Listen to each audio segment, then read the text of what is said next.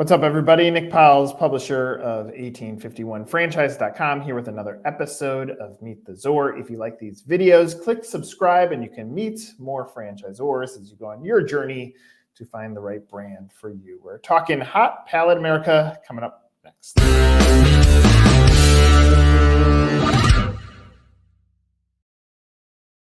Actually, first Troy, then Brand. Troy, how did you accidentally fall into franchising? What's your franchise story?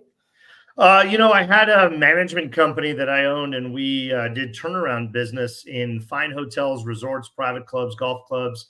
And my good friend Mark Bailey was over here having a lot of fun in QSR fast casual, and had been learning from him for a number of years on what he was working on. He had a couple of projects he needed some help on, some additional resources and human capital. So I brought that to bear, and I started learning a lot more about it. It's about 12, 15 years ago. And about 8 or 9 years ago, we decided to partner and create a brand scaling firm, an outsourced C-suite consulting practice, and get into helping emerging brands develop their infrastructure, their systems, upscale their teams. Ultimately, we offered a full package deal where we could do it for them, which is how we ended up doing the Pepper Lunch deal. They called us and thought they needed some guidance and set on the right direction. Turned out they wanted and needed a group to come in and actually just run the program. So they asked us to come on board and do that. So we've done that a few times, and we've had a lot of fun with it, and put us in the driver's seat to help a bunch of restaurant brands get off the ground or retool their franchise system or upskill their teams and get the right folks in the right seats. And we love the heck out of it because, we're in fast casual QSR predominantly, do a little bit of casual full service, but man, it's just fast paced. It's just a lot of fun. So fell into it, really. I love it. Okay. So the reason a consultancy like that exists is because the gap in the marketplace is quite large. So I would imagine in the scenarios that you're coming into, especially in food, the business owner or operator has nailed some sort of product, and they know to some extent how to take an order, process it, operate it, and get it out to the customer. But I'm sure there's gaps in that process too. And so they think that it's easy to open up a restaurant and then probably even to franchise, like magically we start franchising, we're going to sell franchises. When you were predominantly on that side of the consultancy, was it just that the pathway was easier to get into restaurants than it was to actually build a good restaurant business? Yeah, it's an interesting way to pull that. Look, at the end of the day, the knowledge gap's enormous. The resources out there are limited, and there's an endless number of people that will charge you $65,000 to $95,000 and say you're franchised, and you'll learn nothing from that necessarily, and you won't sell any. Look, 250 companies, not just restaurants, but corporations, on average file an FDD every year to franchise, and about the exact same number don't renew from the previous year. So, 100% turnover is not a great starting point. And then restaurants have its own situation within that, the failure point. For us, we're really different in the space that we don't just tell you what you need to do and hand you templates. We're a full bore A to Z consultancy. Everybody on our team has been a C-suite member of 250 unit or larger brand. We've built brands, we've turned around brands, we've saved brands, we've created brands. And so we just know the roadmap of how to get from here to 50 or 100 stores. We know what the franchise business unit operations system needs to be and what services you need to provide and at a very high level. And so we just try to come in and complete that entire lack of knowledge. And it doesn't matter where you're at. We do look back. We look at the product, the service, the business itself, because it has to be ready. It does have to be optimized. It does have to be refined. It does have to be scalable, replicable. So we do that first. From our experience, we've all been operators and C-suite members of different disciplines. So we can look at that and tell you what you need to do and how you need to get there. If you're ready or not ready, we then tell you and explain and show you what running a franchise business looks like. It's a separate business. If you have 5, 10, 15 restaurants or yoga salons or studios or nail salons or whatever, running that business is the business. It's a special discipline. Setting up and running a franchisor infrastructure is a separate corporation. It's a separate business, separate set of services. You're doing something different. And so do you want to do that? Do you want to learn that? Do you have any idea what you're getting yourself into? So we go through a lot of that early on to make sure. Literally had one of those calls this morning. Where are you at? What do you want to do? This is what it looks like. Tell me where you want to land, and we'll tell you how we could help you, advise you, get you the right people on the team. So that's just where we've come from, what we do. We're very, very fortunate in that this Hot Palate America Pepper Lunch brand has taken up our entire book for a year and a half. We're completely engaged and on board on team. I'm CEO of the holding company in North America and co-CEO of the brand. Loving the hell out of it. Ton of fun. Going to be here as far as the eye can see. And we're just getting started, really. We're just getting off the ground and getting going. So are you not doing other consulting now? Is it all in on? Yeah, so we're not taking on new clients, like paid clients. We don't have the capacity for that. I still advise like crazy. I'll take that hour phone call. We have a lot of folks in our ecosystem that we can help make connections to. Today, we're fully engaged with Pepper Lunch, and that's where we're at. So yeah, it's just that they wanted, and had the ability to go full bore, full team. Yeah. We've shrunk what normally would take 2.5 years. We've shrunk that into less than 18 months of work. So we're going on a lot of rails at the same time, and we're getting a lot done, putting a lot of points on the board, getting some great results, but not just in sales, but I mean internally, operationally, systems, processes. Our first new era franchisee training started yesterday here in California. Our Florida franchisee who's going to open in the fall. So, those kinds of things, all these things happening for the first time, opening a new store, training a new store, new tech stack, all that fun stuff going in all at once. So it's crunch time. Love it. All right. A few comments. One is, I think of the infrastructure that has to be built behind a restaurant brand versus we'll use the fake yoga studio as example too. A yoga studio might have a little bit of technology with the POS. Obviously, how are we going to build out the unit? Maybe something with sound, if that's a part of it, and then the curriculum. Versus a restaurant has all that plus supply chain management, a very large employee management system, customer satisfaction, quality controls, and there's all these elements that go into it. In franchising, they're like franchising almost created equally, like we're a franchise. And so when you lay it layer to layer, one brand 5% royalty, another brand 5% royalty. But when you think of it as a buyer, if I'm going to get into food, yes, my margins are going to be less. That's traditional for food, but the infrastructure is going to be greater. So my cost of operation should actually be a lot less than me starting my own restaurant brand. And I say all this because I think there's a giant disconnect, especially for first-time business buyers into franchising, on what is franchising and what does it mean. And then I think on the flip side of everything you're talking about, I think financially qualified, even though there's fewer and farther between on those candidates, especially in restaurant brands, the only way you're really going to make money is if you can scale and build a multiple unit portfolio, or else you're buying job replacement at best. So. Right. When you've cross-applied all these things in, I mean, smart of Pepper Lunch to say, let's just bring Troy and all of Troy's infrastructure in here, because if you're piecemealed, you're still giving them advice, but someone has to go do it. Is that part of what they saw? Is they took all this institutional knowledge and said, let's put this in play, let's accelerate this, because we have a product that we want to get out there to buyers and to consumers faster than everything else. Yeah, that's exactly it. It's exactly what they saw. They didn't know going in. They thought they were going to try and do it themselves, and it was under new ownership. Previous ownership had failed a couple of times to do corporate stores, failed to do a national master license agreement, master franchise agreement. That did not scale.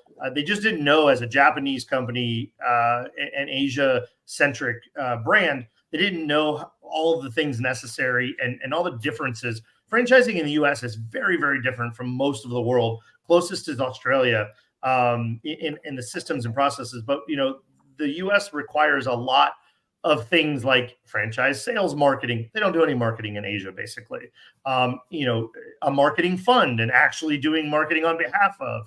They don't do that in Asia. So, and most of the rest of the world. So it was just a lack of understanding. Not only, they may have understood what they thought they needed, but how to get that off the ground, what to put in place, how should it be structured, what are the costs, what does the infrastructure team look like, and when do we need them, and what should we pay them? So it's just a matter of experience. At the end of the day, they bought the experience, they bought the roadmap, and they bought the guys and gals that know how to put it to play. And we're just a little unique in that we do things at a bigger scale, much faster than most, because we've done it so many times before. We're able to just bring that institutional knowledge and those resources. Like, we have all the vendors, right? We don't use the same vendor for every project or every brand, but we start with them, and we may have 2 or 3 others, but we know who to go to for that thing. And there's hundreds, if not thousands, of those things. And you're right. Restaurant is far more complex. The franchise model in restaurants is no different than any other business, except that it has many, many more layers of complexity and touch points and tools and things you have to do and create and touch.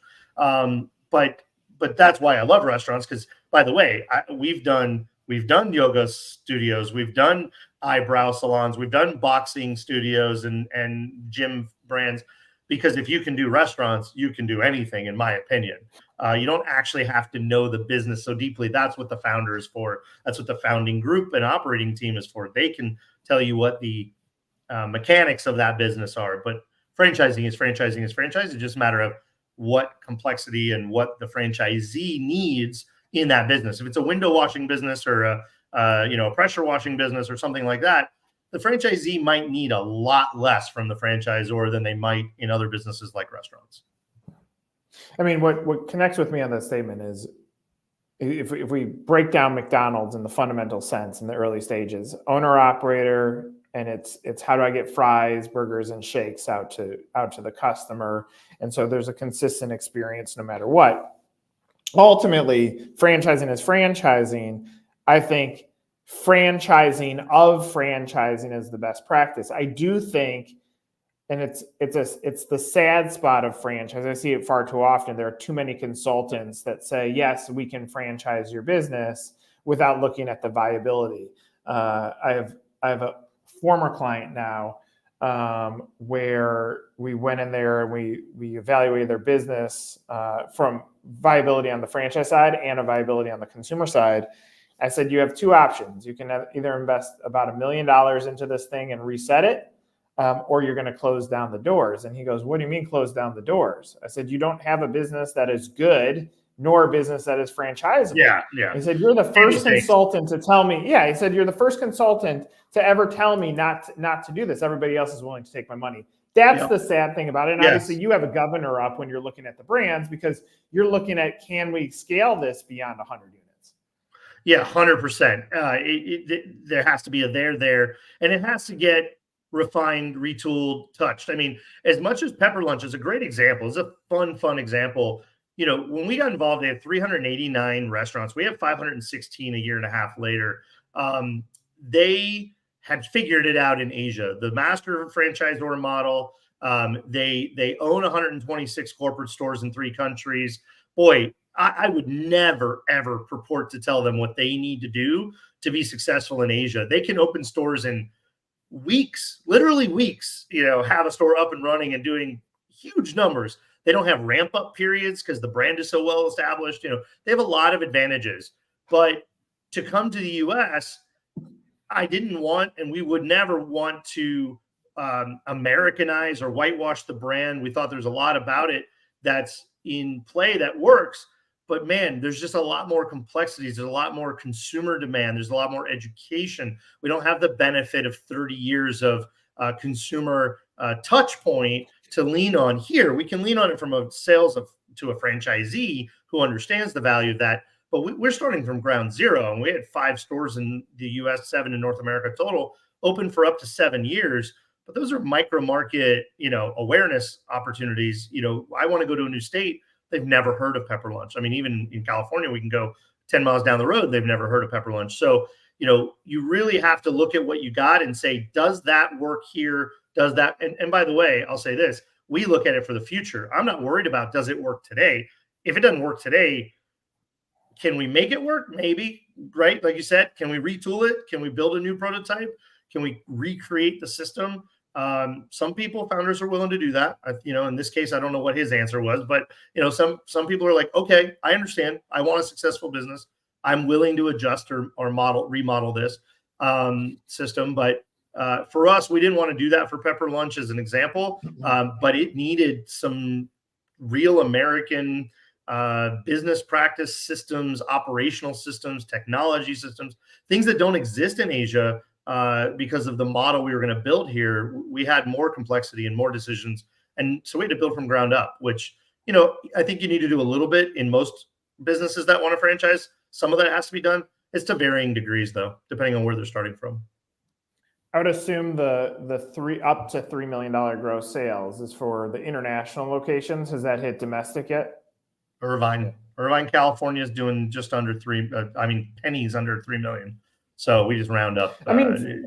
For what it's worth, like one of our proud moments is with Paris Baguettes. When we started working with them, predominantly in H Mart locations, Asian communities, and the reason being is Koreans, because it's a South Korean brand, love the brand, and so why not open up in an Asian market where there's not a lot of education to the customer? Now they happen to be in bakery and cafes, so it's a little bit more easy to open up a bakery cafe in a marketplace where there's not a ton of education. But for a long time, they were at somewhere between 0 and 10 deals a year, and that means they were opening up somewhere between 5 and 10 locations.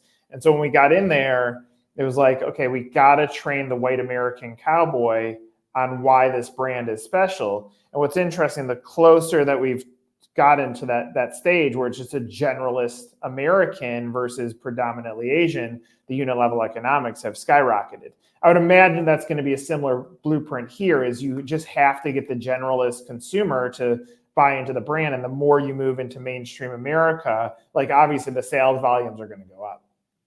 Yeah, we think so. You're absolutely right. And by the way, when you're in an Asian-only community, the competition is much higher because you're around nothing but Asian brands, right? You're isolated. You're one of many of a very similar experience or opportunity, and it comes down to niche of actual product itself, or the experience itself. We're excited about getting out of that model. Now, Irvine's a great example. While Irvine, California has 33% Asian population, it has a massive university and an adjacent university. A lot of people live in Irvine that go to other universities nearby. And the general size of the population is enormous. So we have a lot more Asian folks, but we also have a lot of non-Asians. And what happens when you have that kind of mix is when you stand in Irvine and any of our stores, and it's changing more and more every day because of our marketing efforts, but almost every group of people that have predominantly non-Asian. So let's say 4 people walk in, there's going to be 1 Asian and 3 nons, right? If it's not an all Asian group, because they're introducing it. And so that's an amazing opportunity for us to get that brand affinity, brand familiarity passed over through introduction. But you're right. The hard part is introducing and bringing in non-Asian folks natively. Had a great interaction yesterday. 4 middle-aged white ladies walked into Artesia, California, which is an all-Asian community, and we happened to be there to do some training, and they had luggage with them, and it said LAX. They came straight from LAX to our store, and I was like, okay, I got to talk to you. Where did you come from? Utah. Who sent you? Some random person's name. I looked all over the internet. I couldn't figure out if I'd ever met this person. That I don't think I had. I'm like, how did you find us? And somebody said, when you get to LA on your way to Disney, you have to stop at Pepper Lunch. I was like, oh my God, we've only been here 18 months. Like, to me, that's just the biggest win to say, great. And then I looked around the restaurant and there were other groups that didn't involve an Asian member of the group. And so, we're starting that even within those communities. So as we concentrically work out from those communities, but, for your listeners, the lesson is know your market and stretch your market, but do it in a methodical and strategic way from the center out. If you're in Koreatowns all over America and you want to go to Wisconsin, pluck yourself down next to other Asian concepts. So when people are thinking of Asian food, they come to the ones they're thinking of, and you're next door. Discovery, co-tenancy in real estate is a big deal, right? You want to get discovered either by masses or by similar audiences, shared consumer base with the other brands in the market. So good lesson to be thought about, because real estate's the fastest path to failure in scaling any franchise business. Well, there's no real estate available, so you just gave away the secret. So now you just made it harder on yourself too. So yeah, it's okay. Be careful on that. We're competing. We're doing pretty good. It took a little while. It does take a while. When you're a new brand, by the way, landlords are very skeptical, right? And it takes us getting involved at the brand level to help them understand, we're very well backed. We're 30 years old. We're growing massively. We have a very experienced team, because they just don't want to take the risk. Landlords don't need to take high risk on new brands, new tenants, new franchisees that have never been a franchisee before, potentially, right? They just don't need to. The options on the table for them are endless at the moment, because the market's so tight. So you have to sort of chip and fight your way into the arena, and then hopefully win the day once you're in the game. What's the cost to get in right now? What do you mean? Give me. So open up a Pepper Lunch? Oh, yeah. So Pepper Lunch, I like to say it this way, because I think a lot of franchisors sort of play word games around numbers. I'll just tell you what it is. From the day you sign to the day you're open and operating, it's $800,000. Depending on the market, that's a California-based number. But if you're opening a 1,700 square foot shoebox, standard inline strip mall restaurant, with cash reserves, 2 months of payroll and 6 months of marketing paid, that's a business that's ready to open and be there for the ramp up period. It's $800,000. It's probably 8 to 830 today, depending on the market. Yeah. What are you said 6 months of marketing. Obviously that's listed as a grand opening. What is that number? On the marketing side, I don't actually know the number right off the top of my head. Get back to you, put it in the show notes. I don't remember what the actual 6 month marketing spend minimum number is, but I think it's 7,500, but that's a light quote. That's a quote with an asterisk on it. I mean, for what it's worth, you're dealing with an $800,000 investment. You have to educate the consumer. Franchisee expectations are all point back to what you said in the beginning. I would go 10%. I would jack that number up to 80 grand, which will set the expectations the right way, which will give you, and even if that just turns into operating capital, because you don't need to spend that much on the marketplace. Yeah, I think all in. I think all in. Sorry. I thought you were just asking about the actual marketing spend piece of it. Yeah, I think all in, that's reasonable. Yeah, and I think that's you're going to have overages. You're going to have unexpected. Yeah, for sure. Yeah. So, all right, Troy, let's end on this. If you want to close with just a final statement, if you want someone to reach out to you, or what you want them to know about the brand, what is it?